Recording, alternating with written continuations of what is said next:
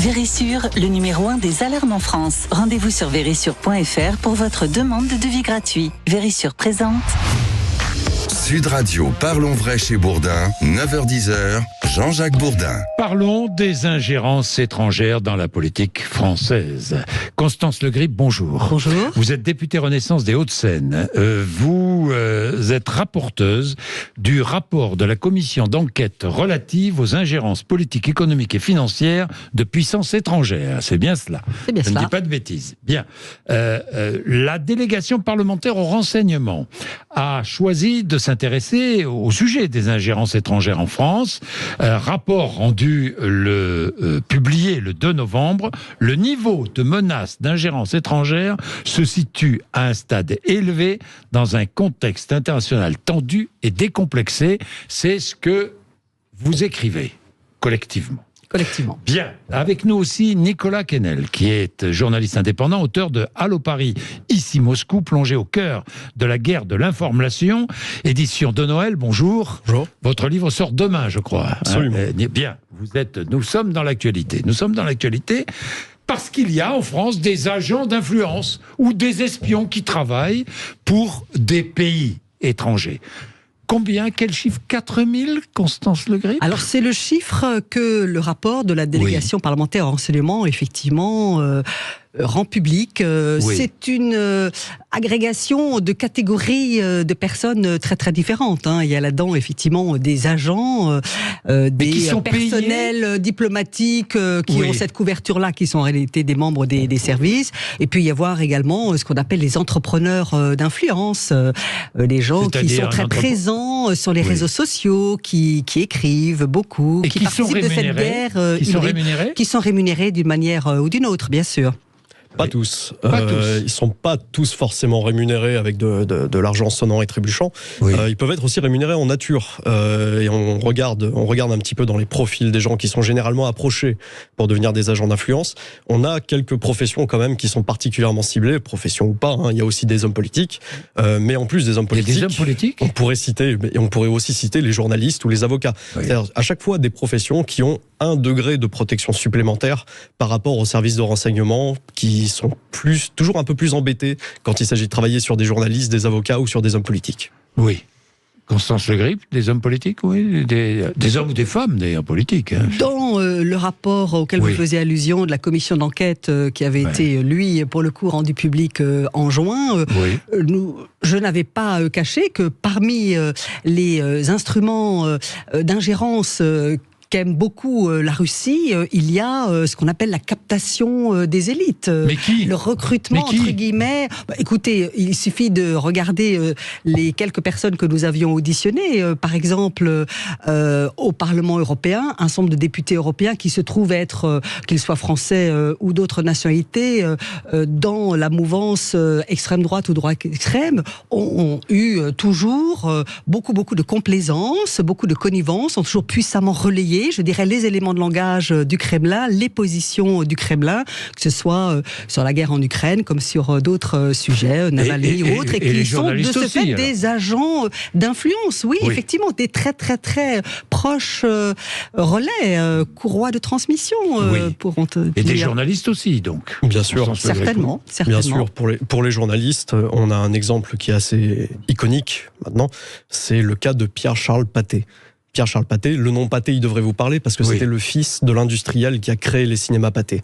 Et le fils Pathé, donc Pierre-Charles, a été condamné en 1880 par la Cour de sûreté de l'État pour intelligence avec une puissance étrangère, mais ce qui lui était reproché dans le fond, c'était d'avoir un agent traitant du KGB, et on lui a reproché... Quelle année ?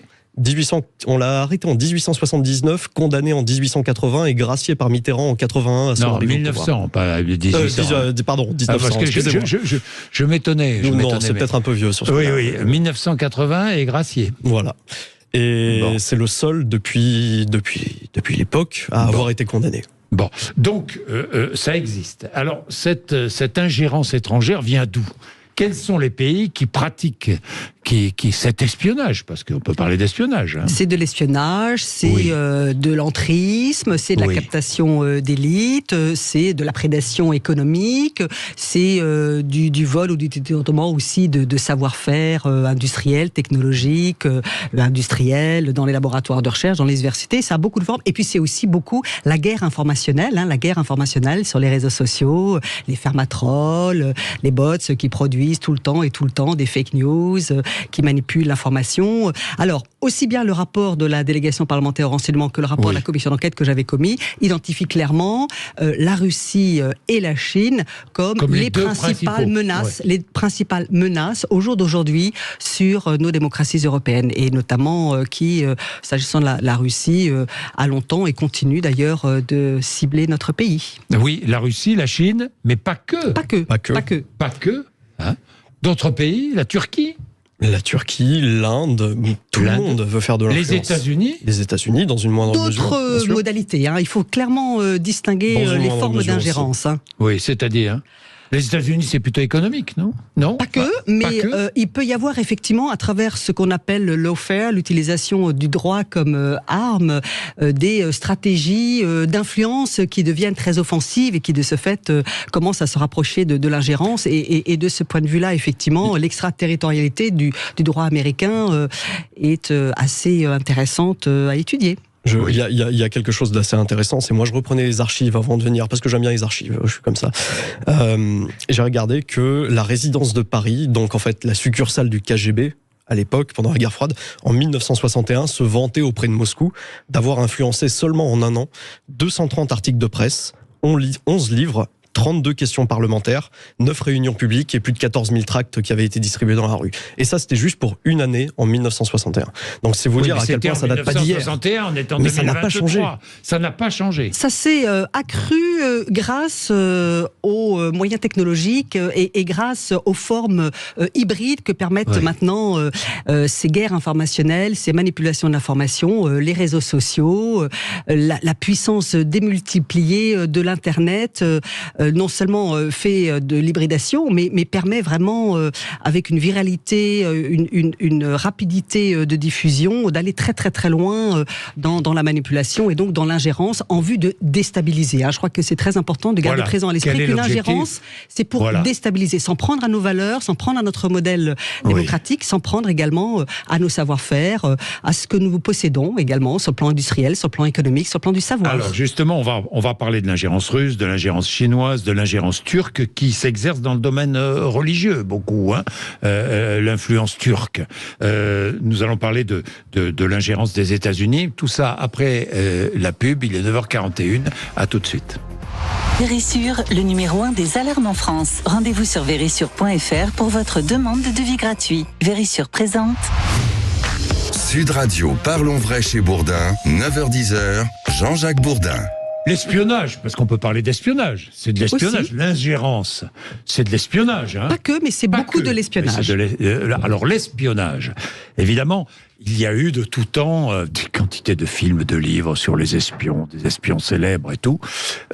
On est revenu à un espionnage classique aujourd'hui, avec des hommes ou des femmes qui vivent en France et qui travaillent pour eux une nation étrangère. C'est pas incompatible. Moi, dans le cadre de mon livre, j'ai réussi à pousser la porte de divers services de renseignement, et je donne notamment un haut placé à la DGSI qui m'a expliqué constater un retour de ce que lui appelait l'influence à la papa. Oui. Donc c'est vraiment le cas Pierre-Charles Pathé dont on a discuté juste avant. C'est pas que les réseaux sociaux. Au contraire, même, on voit maintenant coexister deux méthodes. Une méthode qui est 100% numérique ou presque 100% numérique, et des méthodes d'influence, de recrutement d'agents d'influence qui sont beaucoup plus traditionnelles.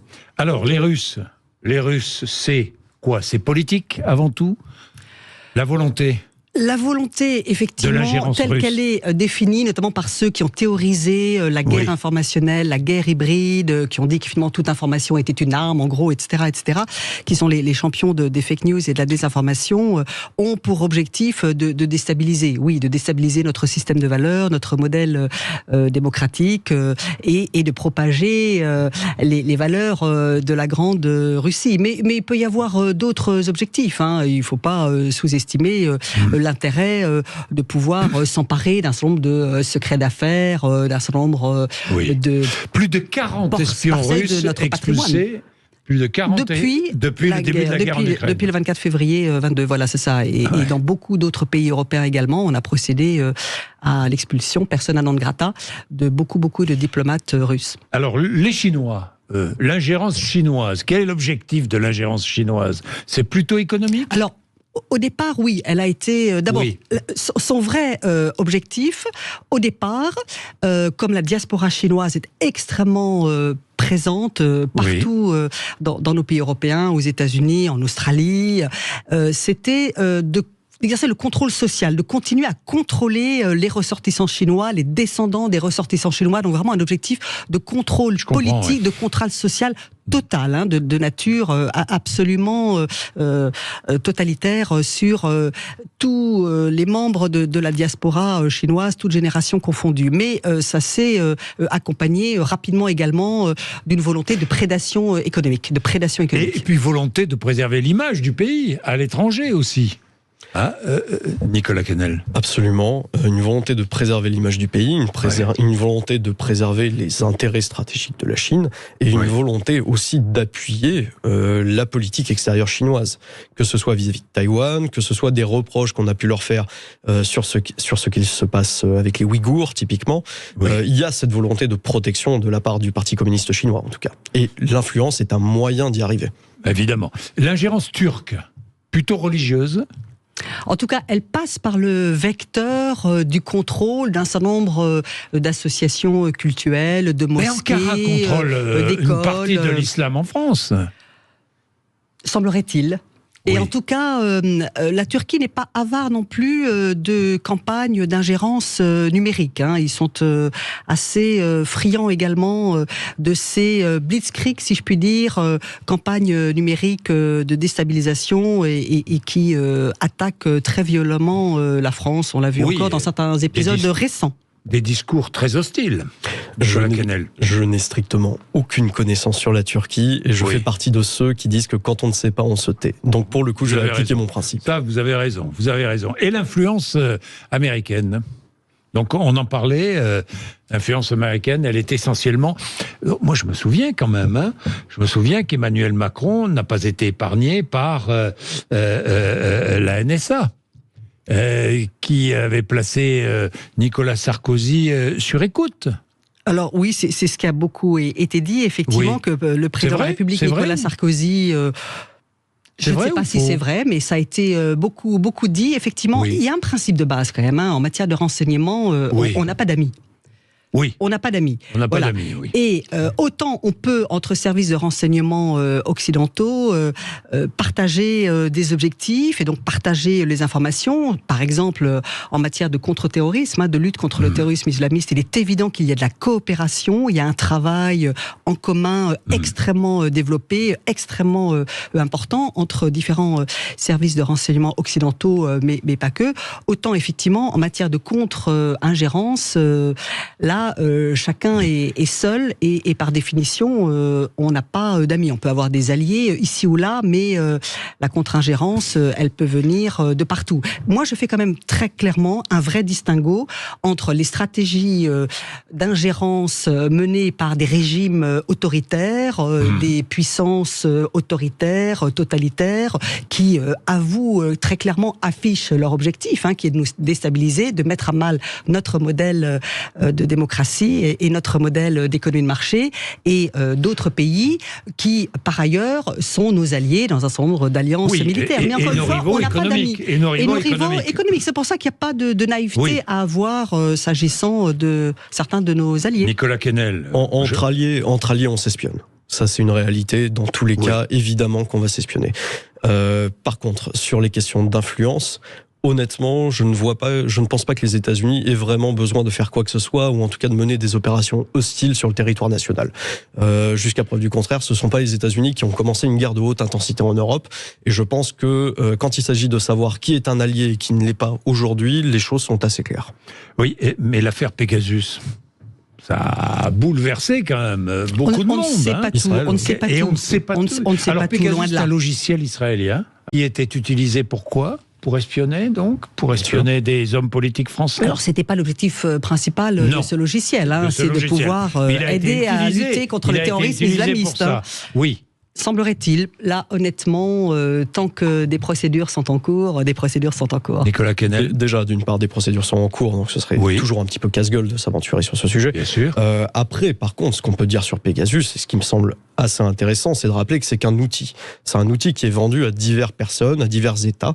Maintenant, c'est qui fait quoi avec cet outil et comment est-ce qu'on peut arriver à contrer ce genre de choses. Et c'est pas que des politiques qui ont été espionnés, c'est aussi beaucoup de journalistes à travers le monde. Journalistes, opposants, etc. Enfin bref, c'est...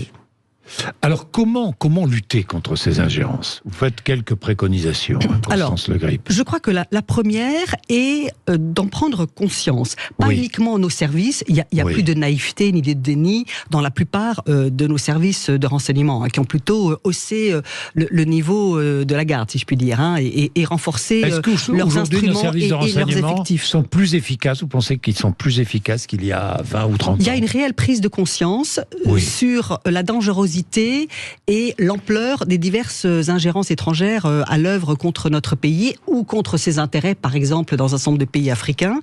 Et il y a une volonté, en tout cas, de renforcer la lutte contre le terrorisme islamiste. A longtemps absorbé quand même une très très grande partie des moyens, des ressources, de l'énergie de nos services. Maintenant, clairement, les choses sont en train de se rééquilibrer. Mais par-delà nos services, dont c'est le métier et qu'il faut sans cesse renforcer d'ailleurs et rendre, je dirais, plus efficace, moi j'appelle à une véritable prise de conscience dans l'ensemble de la société, dans les universités, dans les grandes écoles, dans les labos de recherche, dans les médias, dans le monde politique, chez les élus locaux comme chez les élus nationaux, je dirais vraiment dans l'ensemble de la société, prendre conscience du fait que le monde est maintenant totalement bouleversé par une géotectonique des plaques qui rend le monde beaucoup plus dangereux, où il est très très difficile de distinguer les alliés des ennemis, et où chaque cible peut être à son tour ciblée. Un élu local,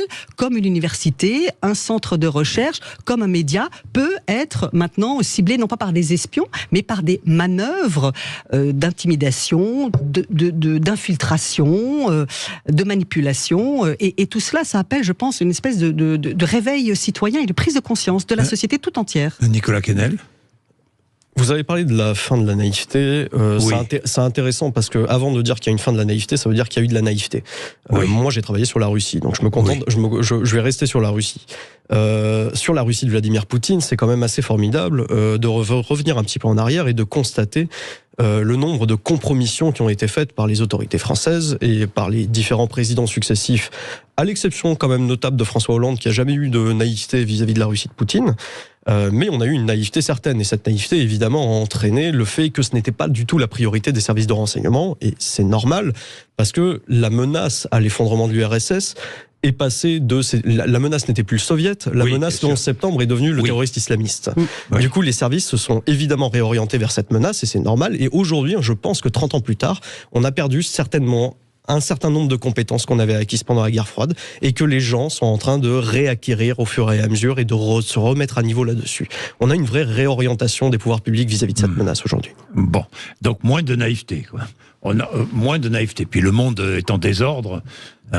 Donc oui. Moins de naïveté dans nos services et dans, je dirais, l'appareil d'État de manière générale. Parce qu'il y a des services à Bercy, il y a toute une série d'agences qui ne sont pas stricto sensu dans le premier cercle ou dans le deuxième cercle des services de renseignement, mais qui sont maintenant effectivement clairement conscients et sensibilisés. Mais je pense que c'est à l'ensemble de la société de prendre conscience de la dangerosité et qu'il faut développer une espèce de culture du risque d'ingérence, encore une fois, dans les milieux académiques, comme dans les médias, chez les élus locaux, comme dans les administrations centrales et les administrations locales. Moi, il y a une phrase que j'aime énormément d'un collègue qui s'appelle Peter Pomerantsev, qui est journaliste britannique, qui a une phrase que je trouve formidable, qui est « Quand l'information devient une arme, nous sommes tous en guerre ». Oui, vous la citez dans votre livre. Absolument. Et c'est un peu comme ça que j'ai aussi conçu ce livre, justement. C'est un livre enquête qui m'a mis 4 ans à faire. C'est presque, j'ai envie de dire, pour moi, un manuel d'autodéfense pour les gens afin de leur faire comprendre que la guerre de l'information, c'est pas juste une menace un petit peu éthérée comme ça, c'est quelque chose qui concerne tous les citoyens, de toute façon. Merci à tous les deux. Merci Constance Le Grip. Merci Nicolas Quesnel. Merci. Allô Paris, ici Moscou, chez De Noël. Plongé au cœur de la guerre de l'information, votre livre sort demain. Juste après les informations de 10h, Sud Radio Média, Valérie Expert et Gilles Ganzmann reçoivent Jackie, l'ancien animateur du Club Dorothée. Merci de nous avoir accompagnés depuis 8h30. À demain. Sud Radio, parlons vrai chez Bourdin, 9h-10h, Jean-Jacques Bourdin. Avec Vérissure, le numéro 1 des alarmes en France. Rendez-vous sur vérissure.fr pour votre demande de devis gratuit.